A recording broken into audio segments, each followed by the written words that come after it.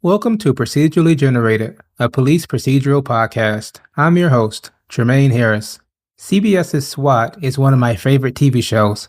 It started back in 2017 and focuses on the LAPD SWAT team known as 20 Squad. It became one of my favorite shows because of the action scenes, and some of the stories can be interesting too. I see the show as more of a popcorn flick rather than an overly drama-heavy show. Of course, it does have some dramatic elements where they'll focus on some character relationships or some sort of personal issue that someone's dealing with, but I really like the action part of it where they're going to hunt down somebody or breaking through windows or breaking down doors. Those action scenes are really interesting to see, and I was so bummed when I heard that they were going to cancel the show after season 6, but thankfully it was renewed, and then they said they were going to cancel it after season 7, but that's also been walked back for some reason, so I don't know what to expect anymore. But I'm hoping that they actually just end the show with season 8, mainly because they've lost like half the main team, and I feel like I've already kind of said goodbye to the show a couple times, so part of me just wants to leave it behind. I'd also hate for the writing to get worse, and I think that there are only so many things that they could do with the show